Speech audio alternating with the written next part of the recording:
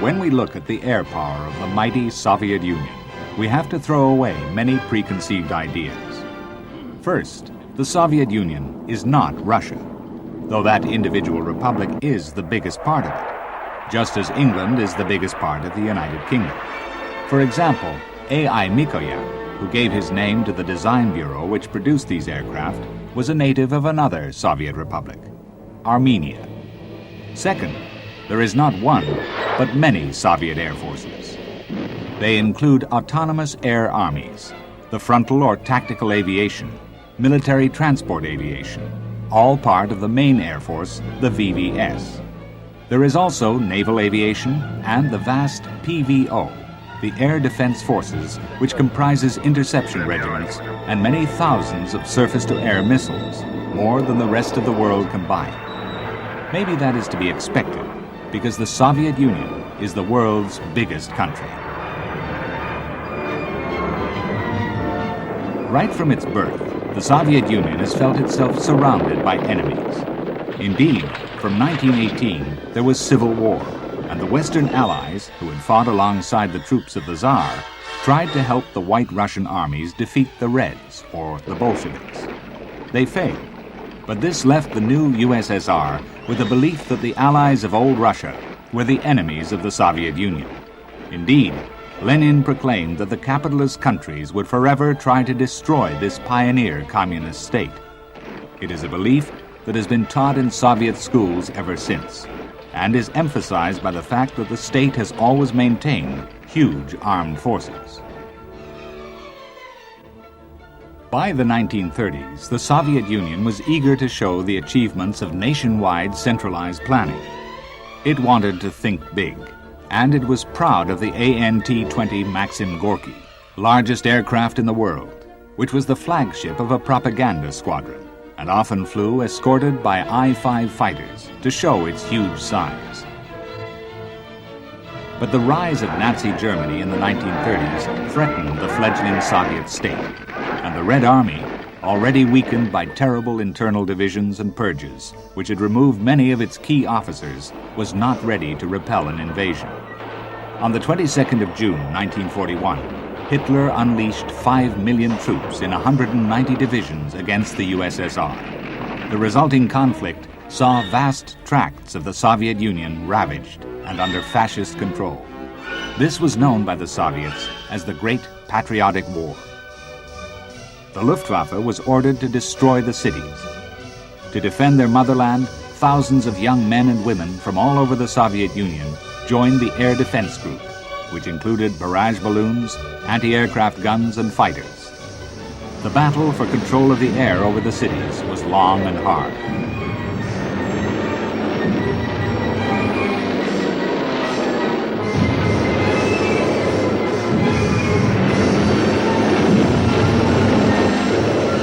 The most numerous fighters were the Yaks, of which over 37,000 were built, more than any other type of fighter in history, despite the fact that in September and October 1941, to avoid being bombed, the entire production had to be moved far to the east, often to places where there were no railways and only dirt roads. But there was never a shortage, either of fighters or of pilots, and no fewer than 93 members of the Air Defense Group were invested as heroes of the Soviet Union, an honor never bestowed lightly.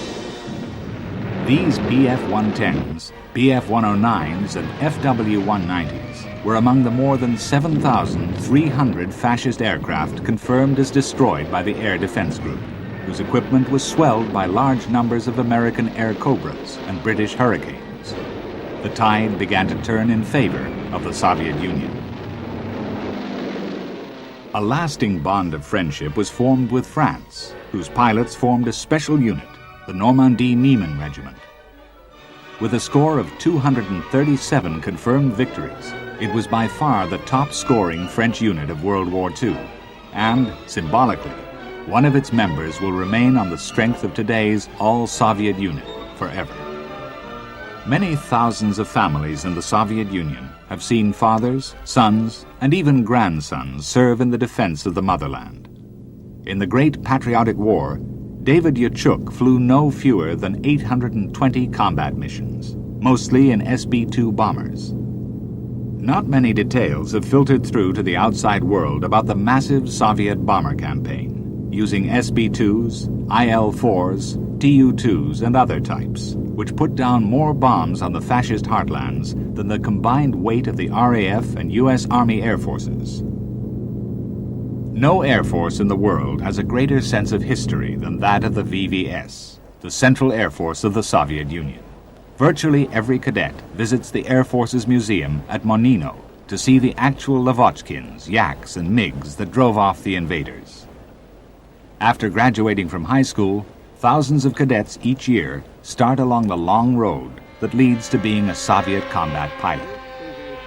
Right at the start, remotely piloted model airplanes are used to instill a feeling for air combat and a sense of how to achieve a dominant tactical position. This is something ignored in the West. These youngsters plan to go on to a military air school where they will be instructed and monitored by political officers. Western Air Force aircrew know nothing of instruction along the lines of patriotism and political dogma, but in the Soviet Union it is all important. Also important is the use of gliders. Here at the Vinnytsia Aero Club in the Ukraine, Czech-built Blanik tandem-seat training gliders are used as the first step in the flying training course. This young man is the third generation of his family to look ahead to a career in the Soviet Air Force. Most pilots do training on gliders at their nearest aero club. Many then go on to a very demanding aerobatic training on such agile aircraft as the Su-26 or Yak-55 and the Yak-53, here practicing in formation. Probably the best aerobatic trainers in the world.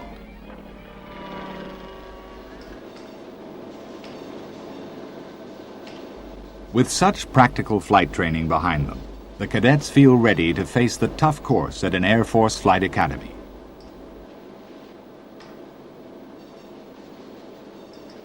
Here they are cut down to size and reminded that every mission starts from the ground and must be properly planned, and the political training is intensified. Before they ever get into a cockpit, they further polish their skills in repeated sessions on electronic simulators. Experienced frontline commanders and political workers pass on their knowledge to the cadets during every waking hour.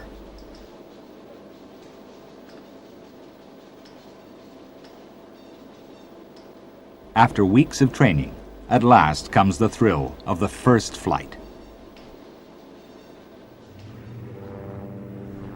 The standard jet trainers are built in Czechoslovakia, the L-29 Delphin, seen here, and the L-39 Albatros. Both are tough, all-metal aircraft, much more advanced than anything the cadet has seen before.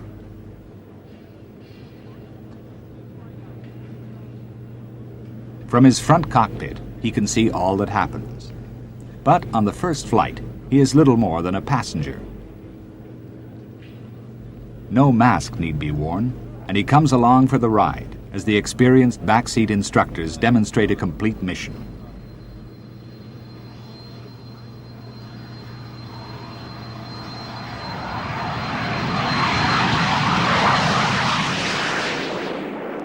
Included is flying in loose formation. Over the coming months, each cadet becomes not just able to fly, but totally at home under the most demanding circumstances. At last comes the great day of graduation, when all the fortunate cadets pass out as fully qualified Soviet pilots, ready for posting to a combat training unit. First comes a combat training regiment, of the kind known in the West as a Combat Crew Training Wing, or Operational Conversion Unit. Here, the eager fledglings make the acquaintance of the MiG-21.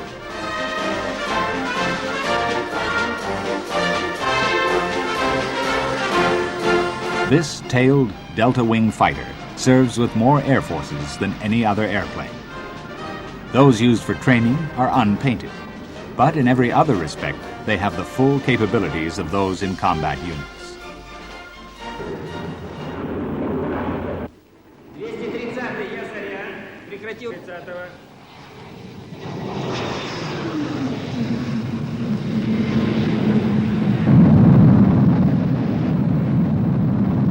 After honing their flying skills and familiarizing themselves with the partial pressure flying suit and helmet, the course continues.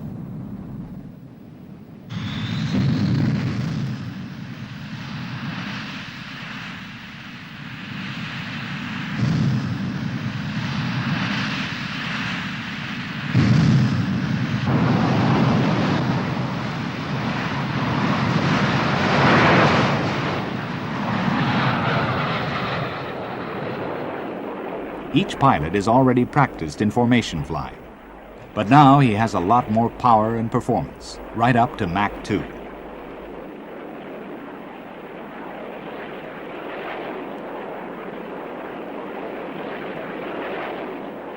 Each mission flown provides extra knowledge and experience in the handling of fast jet fighters and fosters good cooperation.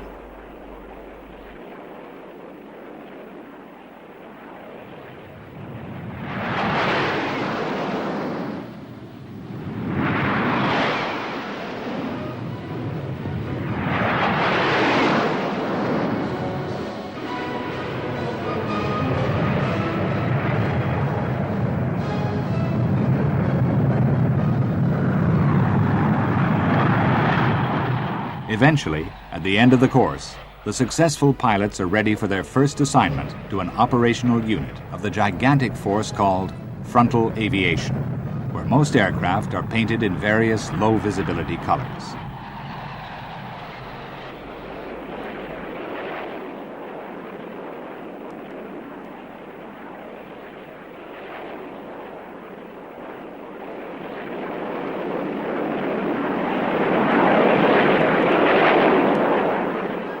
This MiG-21 Gate Guardian commemorates a Soviet pilot who rammed his aircraft into an intruding plane.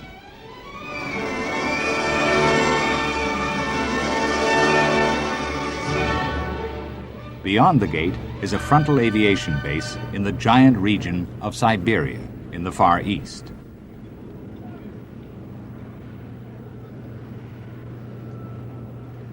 One of its officers is Anatoly Yachuk, younger son of wartime bomber pilot David.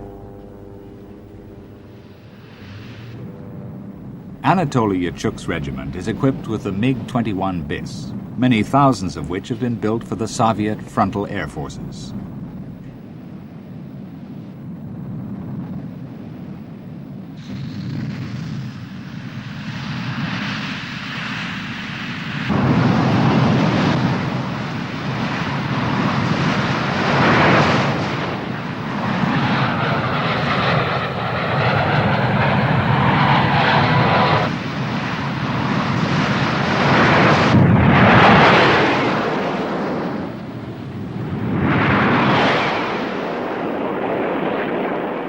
Carrying on where his father left off, Anatoly teaches his pilots how to navigate and how to win in air combat.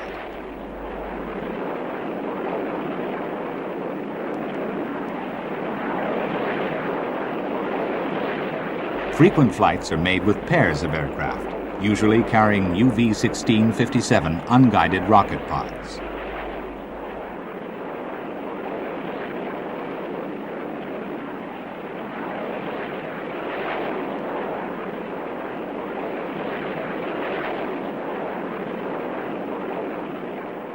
Pilots are instructed on how to attack ground targets with unguided rockets, and also with the twin 23mm internal cannon.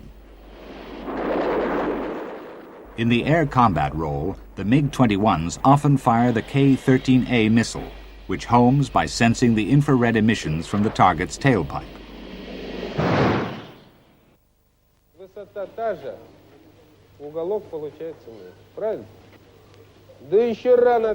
The CO from the Far Eastern Republics gives a lesson in interception tactics and the absolute need to be master of one's aircraft.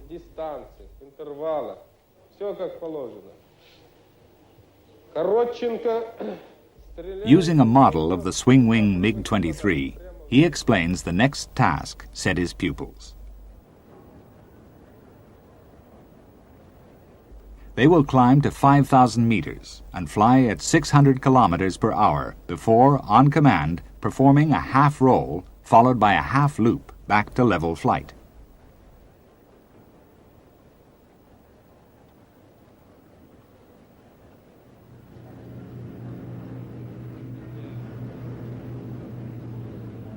Whenever possible, pupils walk through the entire mission on a plot marked out on the airfield, each student representing the relative position of his aircraft.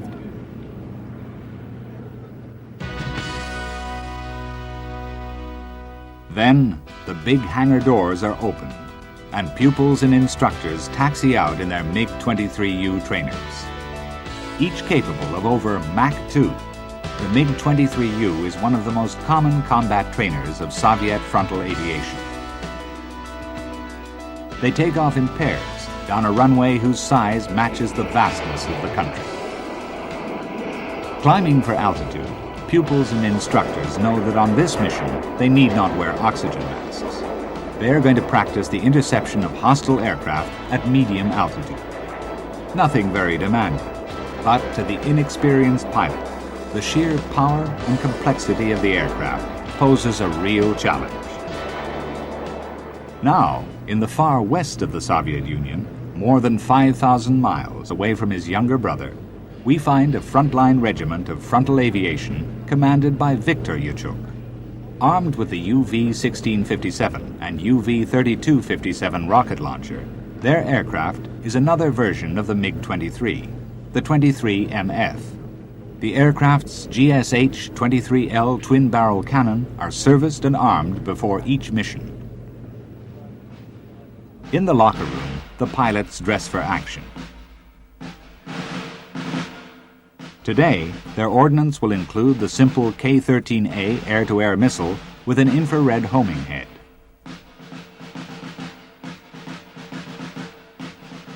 As usual, Viktor Yachuk will lead the aircraft detailed for this practice mission.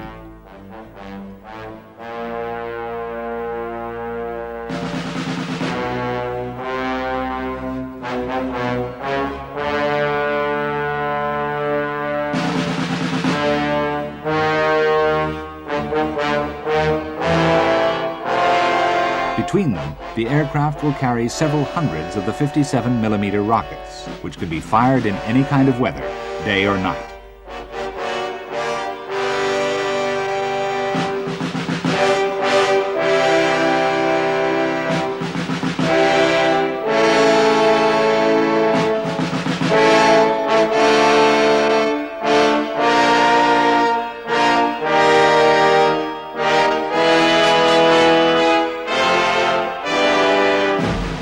Fuel is always important, and the tower quickly gives clearance for successive takeoffs, using full afterburner. More aircraft of this type are serving in frontline regiments than any other combat aircraft in the world.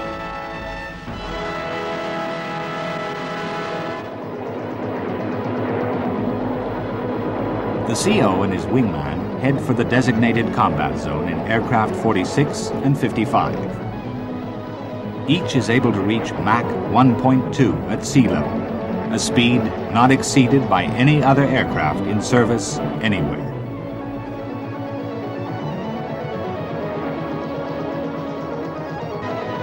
Some NATO critics have suggested that the MiG cannot maneuver very well. They have likened it to a juggernaut truck or a supertanker. It should be remembered, however, that the Soviet Union does not have a reputation for mass-producing anything that does not do its job. To suggest otherwise is simply to fly in the face of history. Even at low level, these frontline pilots always wear oxygen masks.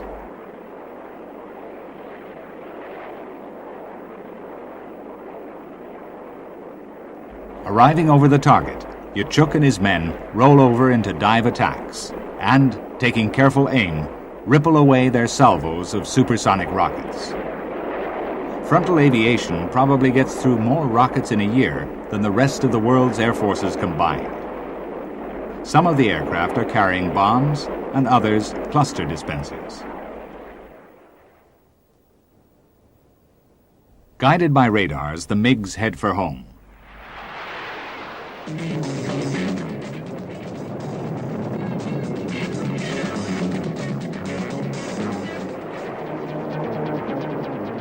Half an hour later, the landing gears extend and they land in a stream, braked by their drag chutes.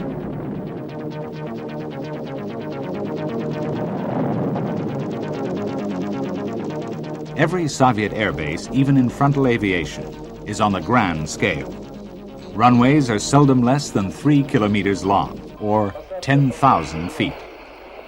But air defense is strictly the task of the PVO, an enormous specialist organization and not part of the VVS. Nodding height finder radars stand guard 24 hours a day, every day of the year. All round the endless frontier of the Soviet Union, tens of thousands of radars of 18 types keep watch for hostile aircraft or missiles. Among them are the biggest and most powerful radars in the world. Small surveillance and target tracking radars are used in great numbers by the PVO-ZR, Zenith rockets or surface-to-air missile troops. All PVO forces in each area are controlled from hardened command centers where all sensors and defensive forces are coordinated. Every day, hundreds of target engagement and tracking radars are put on alert. The troops respond instantly. For all they know, it is not an exercise but a real attack.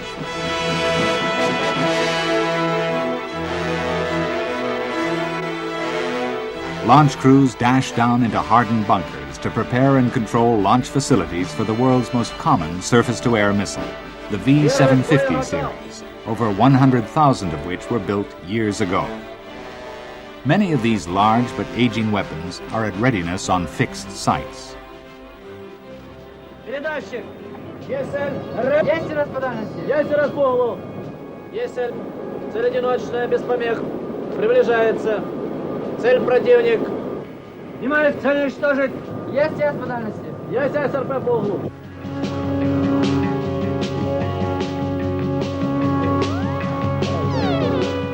Внимание. Первое. Пуск.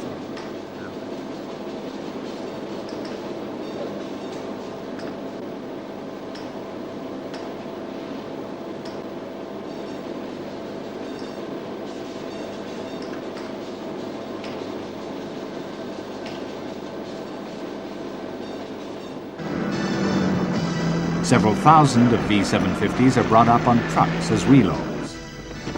Often they travel a long way through rough territory, and the exercise serves to polish every man's performance and cut precious seconds off the time to get into action.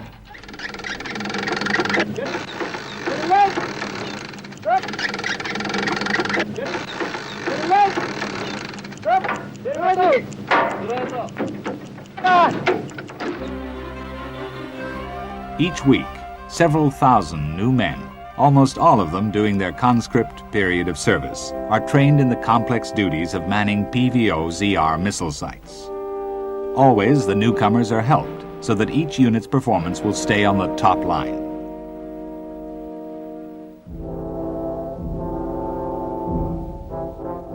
Sometimes, by day or night, missiles are actually fired.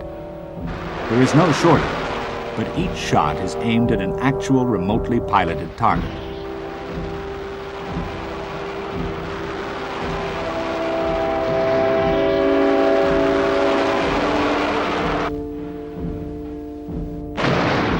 Every launch crew hears the story of the American Francis Gary Powers, who on the 1st of May 1960 flew right across the southern republics of the Soviet Union before being engaged and shot down by a V-750 battery near the city of Sverdlovsk. This was one exercise that was very much for real, and the performance was 100%. The troops are constantly reminded that they are charged with defending their native land. To do it, as the book says, with dignity and honor, they can call on more than 10,000 air defense radars and many more SAM missiles than there are in the rest of the world. Except for the giant space and anti-missile systems, every SAM missile and its sensing and aiming systems is fully mobile, and most can even swim rivers and keep up with the fastest Army vehicles.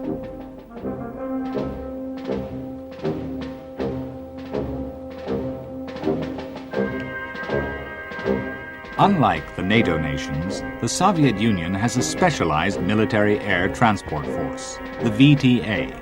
One of its chief types is the tremendously capable Ilyushin 76MD. Powered by 4 D30KP-1 turbofan engines, each fitted with a thrust reverser, the IL-76 can operate from short, rough airstrips with a full payload of 48 metric tons, or 53 short tons. Anyone who flies the 76 feels he can truck anything, anywhere, at any time, and the VTA trains its crews to feel like this. A recently qualified pilot makes his first trip on the flight deck of a 76 belonging to a VTA unit, which has received many state awards for its proficiency.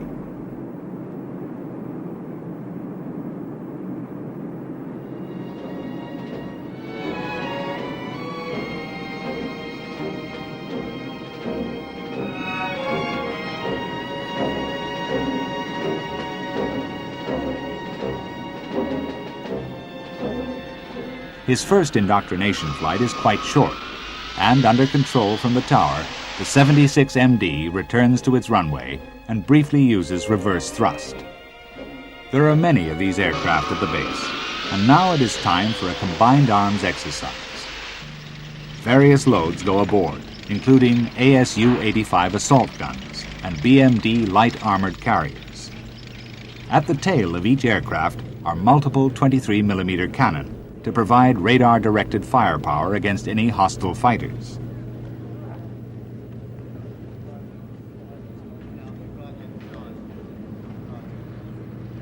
The crews of the big Ilyushins are kept on the top line. Some aircraft have on board 125 highly trained parachute troops. Others have armored vehicles, artillery, and other heavy loads, all tasked to capture and hold objectives on the ground. If they can make a landing, then they can evacuate sick and wounded, no matter what the weather or enemy might do. Setting forth at a steady 750 kilometers per hour, the new member of the regiment is making his first combat mission in the role of co-pilot.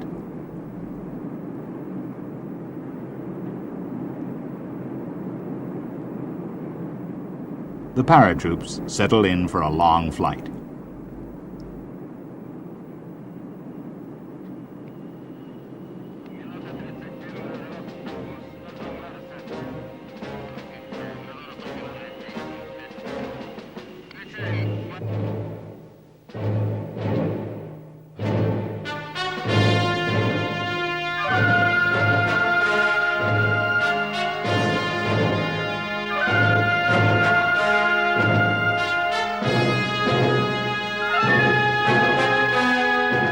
Below the cockpit, another crew member, the dispatcher, pinpoints the landing zone through radar and the downward-looking observation windows and gives the green light signal for the airdrop.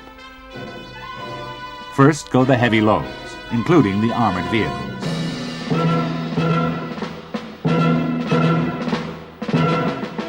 As each load reaches the ground, its fall is suddenly slowed by powerful retro rockets which soften the landing.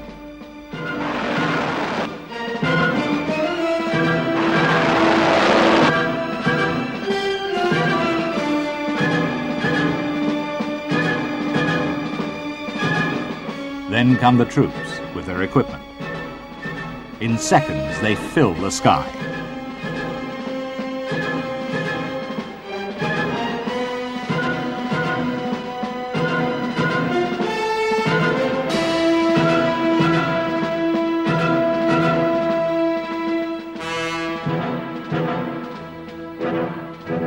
A few more seconds, and they have taken possession of the enemy territory. Within minutes, a mobile armored force with formidable firepower is assembled on the ground and begins advancing.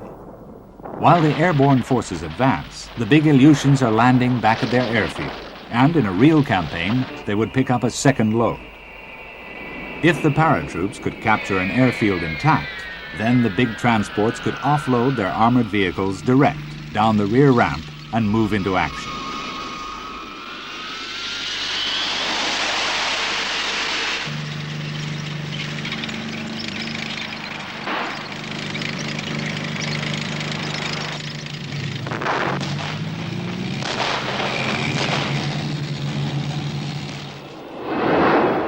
Though a most capable aircraft, The IL-76 looks like a minnow beside the whale-like Antonov 124 Ruslan. In most respects, the AN-124 is the biggest aircraft in the world, and British crowds were glad to welcome it to the 1988 Farnborough Air Show. Powered by 4 Lotarif D-18T turbofan engines, each fitted with a thrust reverser, the AN-124 has a wingspan of 73.3 meters, or well over 240 feet. Inside the wing is room for 230 metric tons of fuel, some 60 to 70 tons more than the limit for a 747 Jumbo. Yet the wing looks quite small against the mammoth fuselage.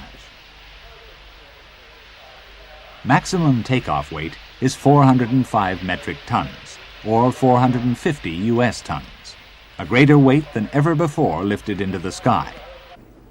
Yet the 24 wheels spread the load so well that this giant can use unpaved airstrips, which makes it an ideal heavy lifter, not only for the military VTA, but also for Aeroflot in opening up the untapped resources of Siberia. In July 1985, an AN-124 lifted a payload of over 171 metric tons to a height of 10,750 meters, 35,269 feet. This exceeded by 53% the previous record, set by a USAF Galaxy, which reached a height of only 2,000 meters, or 6,500 feet.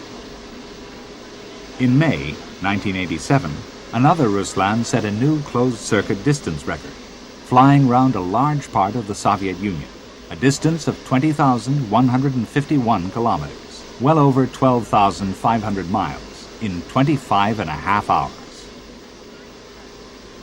To load bulky items, both the tail doors and the nose can be opened. The hydraulic drive takes 7 minutes to open the nose fully, to above the flight deck.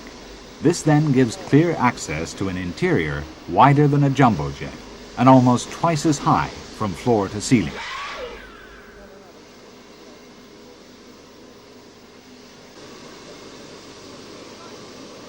This Ruslan is civilian, but the VTA version can carry virtually any mobile vehicle or other load in the entire Soviet inventory, including giant radars or 2 main battle tanks or the SS-20 and SS-25 mobile long-range nuclear missiles, complete on their transporter vehicles.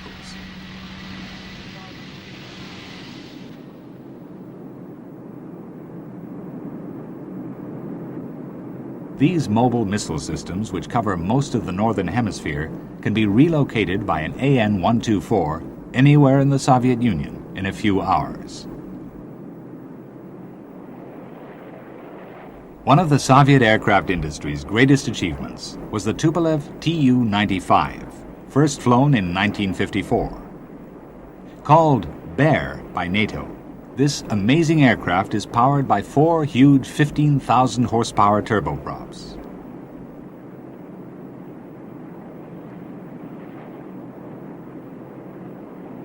By driving 8-blade contra-rotating propellers, with their giant blades set at an extremely coarse angle, this aircraft was able to combine the fuel economy of propellers with the speed of a jet. It was a fantastic achievement, and nobody who has heard the deep rumbling sound of these aircraft, which echoes for miles around the airfield circuit, can fail to think that they are something else. Even more remarkable, different versions have been in production for 35 years. These noble aircraft have been identified in major versions, some of which have themselves been seen in up to 4 different subversions. Originally designed as a high-altitude strategic bomber, the Tu-95 and today's Tu-142 now rumble their distinctive way over most of the northern hemisphere. It is doubtful if any other warplane in history has been able to claim an unrefueled combat radius of 8,285 kilometers.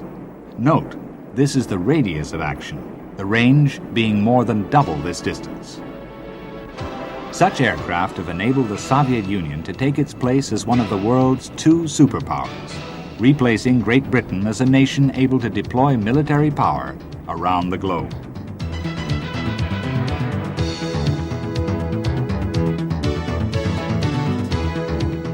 Two of the commoner versions, which range far into the world's ocean areas, are the Bear D Maritime Reconnaissance, with a giant belly radar, and the Tu-142 Bear H cruise missile carrier, which has a new airframe and totally different equipment.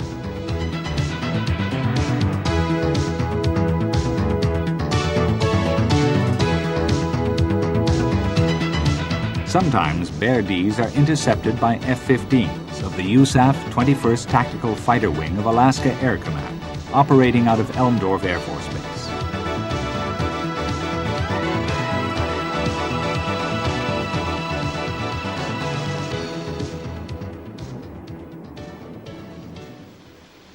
The VMF, the Soviet Navy, plays a central role in this widening of horizons. Its size and influence have grown immensely over the last 20 years.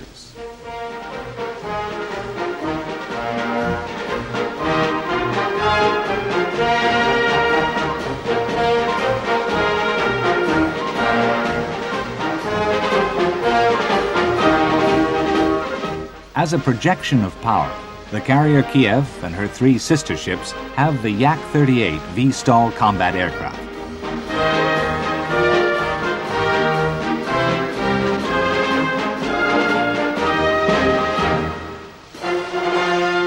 In service for 13 years, this jet-lift aircraft can carry gun or rocket pods, bombs or air-to-air or air-to-ship missiles.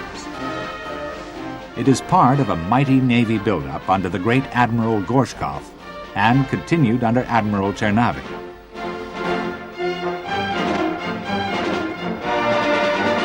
The VMF ships have more firepower of more varied types than the world has ever seen before.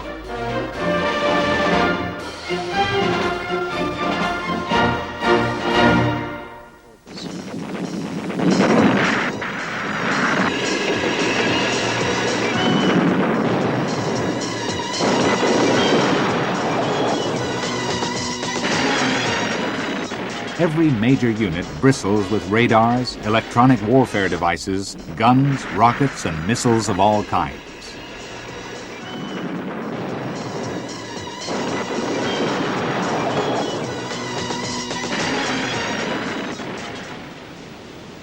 The best route into a frontline squadron of the VVS is to graduate from the Gagarin Academy, where technical and political training is thorough. Graduates could not imagine anything more exciting than going on to convert to the fastest fighter in the world, the massive MiG-25. To do this, they are instructed on the dual-control MiG-25U. On the very first indoctrination mission, they may well climb to a height of 25 kilometers, 82,000 feet, where the sky is dark violet. They could feel remote, were it not for the fact that at Mach 3, things happen very fast. The second cockpit replaces the interceptor's huge radar, but the trainer still has 4 large missile pylons and the continuous wave target illuminating pods on the wingtips. After completing the MiG-25 course, the pilots who are good enough are posted to a combat regiment equipped with the MiG-25 interceptor.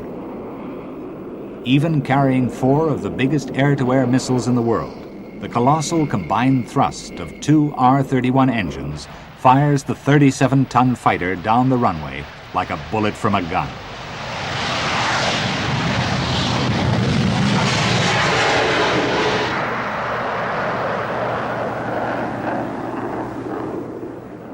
On a practice interception, each of the section of 4 aircraft carries 2 radar-guided missiles and 2 with infrared homing.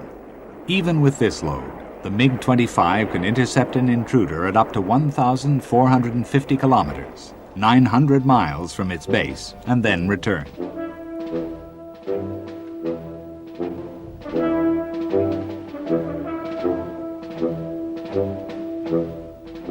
The most numerous aircraft in today's frontal aviation is the MiG-27.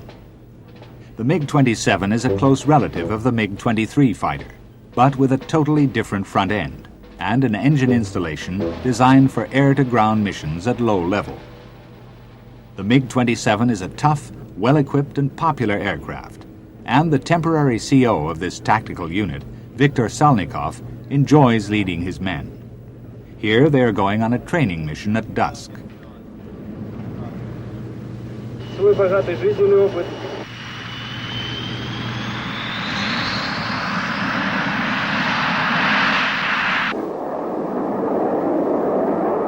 The R-29-300 engine gives tremendous performance at low level, combined with rugged reliability, and the different versions of this aircraft are fully equipped to find surface targets and survive enemy air defenses.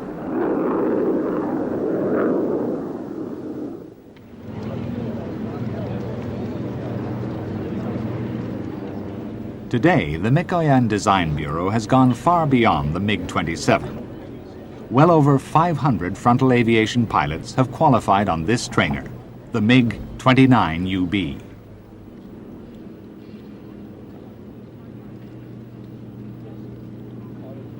A totally new design, first flown in 1977, the MiG-29 entered service in 1983, and yet in some important respects is much more advanced than the prototypes of new Western fighters, which will not be in service in numbers until the mid-1990s or later. The nose of the UB two-seat conversion trainer houses a smaller radar than the single-seat fighter version.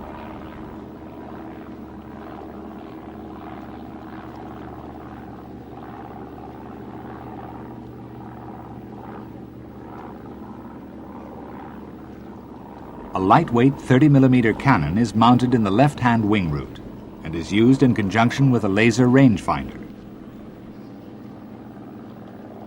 To the rear are two electronic warfare protection antennas, which look ahead from the leading edge. The solid fuselage construction is obvious. The Mikoyan Design Bureau badge is proudly displayed on the engine intakes, behind the substantial nose-wheel undercarriage. The main undercarriage is also substantial to allow for operation from rough airstrips.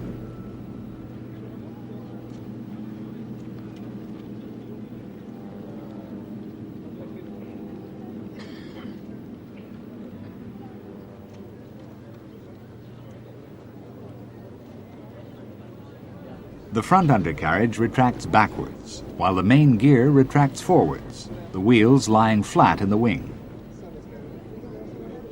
An unusual feature of the MiG-29 is that on most interceptions, to avoid being detected, the pilot does not use his radar at all.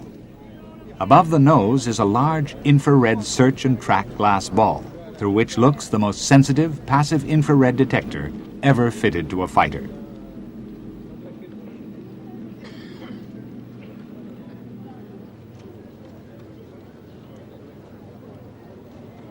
In the trainer, the instructor sits in the rear seat and uses a periscope during nose-up landings. Behind the advanced ejection seats are video recorders used on each mission. When these MiGs arrived at the 1988 Farnborough Air Show, everyone expected them to put on an exciting flying display. But in the crucial matter of avionics and fire control systems, it was taken for granted that Soviet technology was years behind the West's.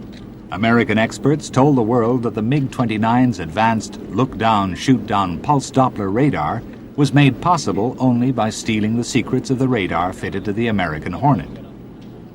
It was therefore a shattering surprise to find that the MiG-29A has a radar which in almost every respect outperforms that of the Hornet, and which, when coupled with the infrared search and track ball, provides unrivaled ability.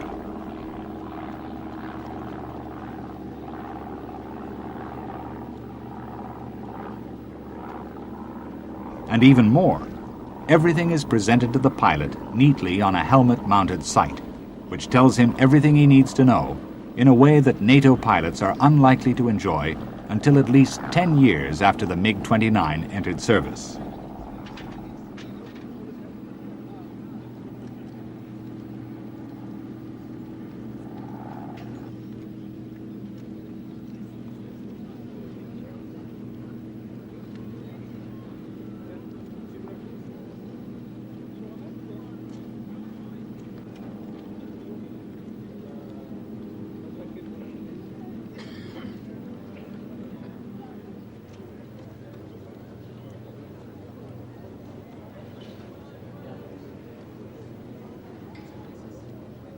In the MiG-29A, the fin root extensions, which look like fences, house flare and shaft dispensers, which are however not fitted to the MiG-29UB.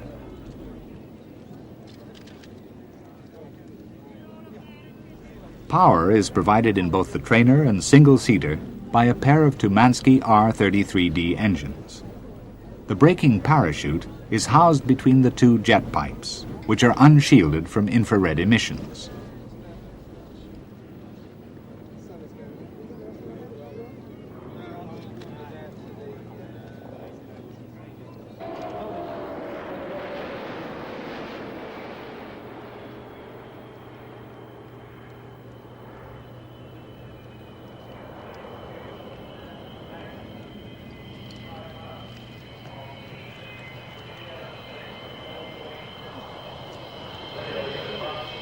On takeoff and landing, the huge air inlets to the MiG-29's R-33D engines are shut off to avoid ingesting slush, stones, or water, the air being sucked in from above. Despite this, the MiG-29A has the amazingly short combat takeoff run of 240 meters, or 790 feet. The pilot can then pull straight up into a vertical climb, with the unrivaled climb rate of 330 meters per second, or 65,000 feet per minute. At Farnborough, however, one of the surprises was to stop the MiG in mid-air and then let it fall back in a tail slide. MiG pilots have found that by hovering motionless, they can confuse enemy radars, which rely on Doppler effects caused by the motion of the target.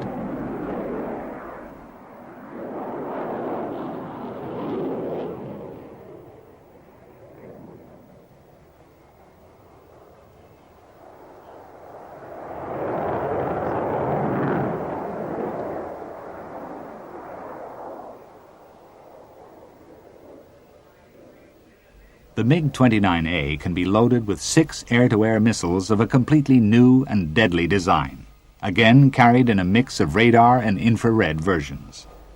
It also has the lightest 30mm gun in the world, and thanks to the world-beating accuracy of the infrared and laser systems, it virtually never misses. The MiG Deputy General Designer said, "Had we known that every round would hit the target, we would have halved the ammunition capacity."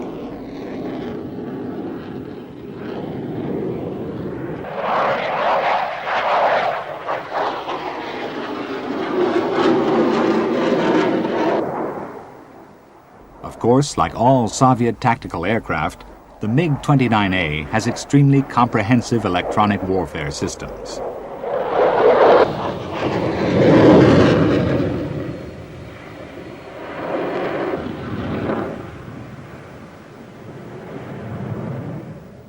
Throughout each MiG-29 flight, it was obvious to the Farnborough crowds that the MiG pilots were completely happy, even in seemingly impossible attitudes, and at speeds below 100 knots. They said, "We just hate having to land."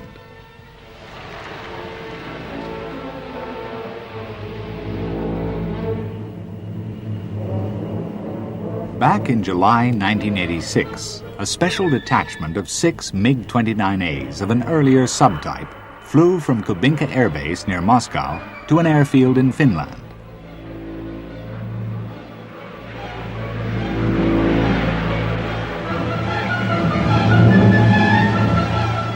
This goodwill visit gave Western observers their first close-up view of a modern Soviet combat aircraft, though in 1986, even the MiG-29 had already been flying for 9 years.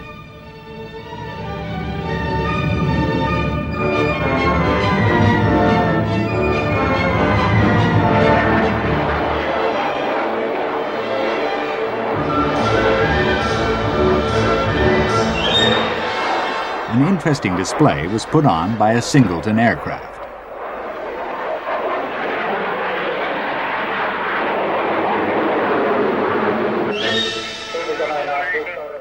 This was followed by a pleasant show by 4 of the fighters flying formation aerobatics.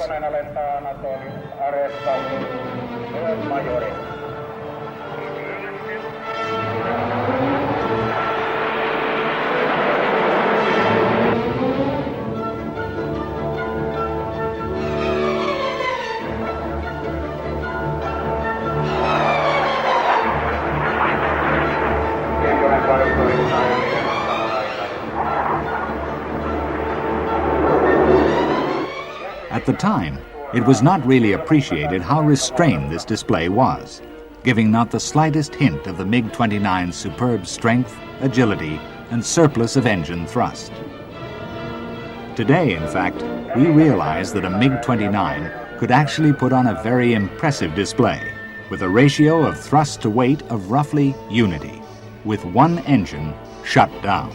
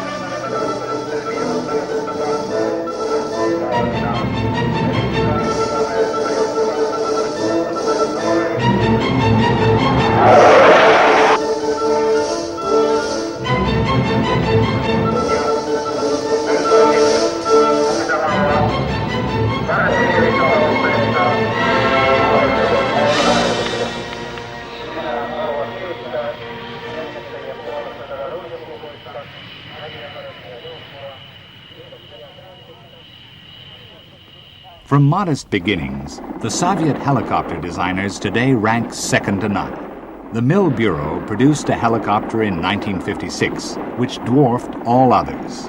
Even this one, the Mi-8, is bigger and more powerful than its Western counterpart, the Sea-Key. And despite its impressive capability, which includes an internal payload of over 8,800 pounds, it has been built in fantastic numbers, exceeding 10,000. Vehicles can drive in through rear doors, but here, loads of 24 armed troops are being inserted in an exercise.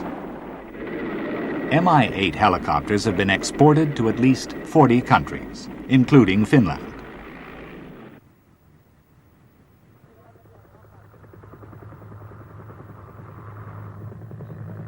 Large numbers of Mi-8s played a central role in Afghanistan. There, hundreds have been deployed, serving with both Soviet and Afghan government forces, often around the clock.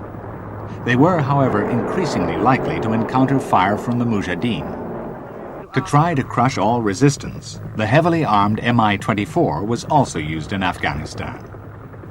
This big gunship helicopter can fly attack, anti-tank, troop transport, electronic warfare, and special reconnaissance missions. An indication of the performance of the Mi-24 was given by a world speed record of 229 miles per hour in 1978.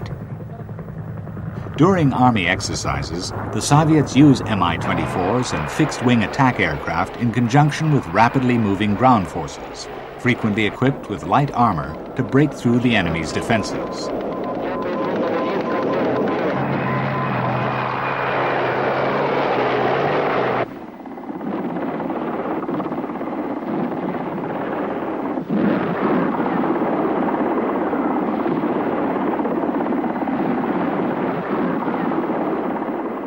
Mi-24s are also used in the anti-tank role. They are also often used to support river crossings and the seizure of strategic objectives. The use of attack helicopters, coupled with an armored thrust, can be devastating.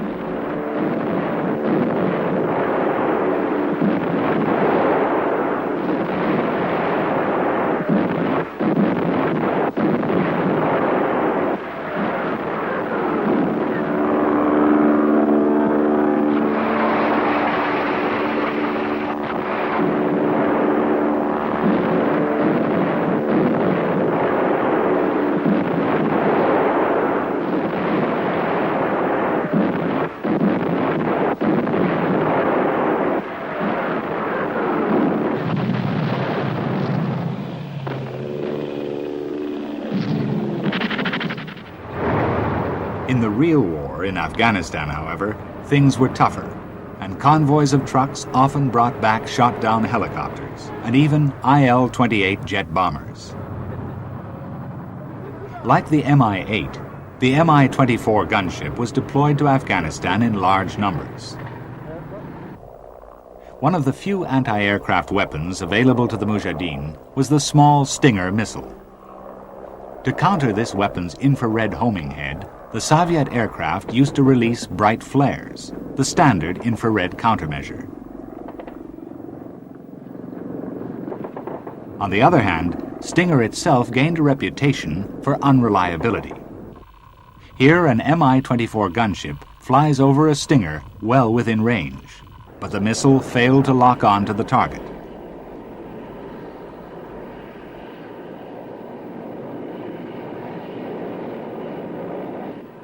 To help support the beleaguered Sandinista government in Nicaragua, the Soviet Union supplied 30 large helicopters in 1986, including 6 of these Hind Ds. They are fully equipped with all the electronics needed for night and bad weather operations and are the only machines of their type in the Western Hemisphere. They have been used mainly for the tactical support of the troop-carrying helicopters, but can themselves carry troops in the rear cabin. Like all Soviet equipment, the Mi-24 is tough and designed to survive in harsh environments. Many Western observers have scorned Soviet design as being crude and backward. But each Soviet weapon is the end product of a very carefully considered design process, whose inputs are harsher and more demanding than those in the West.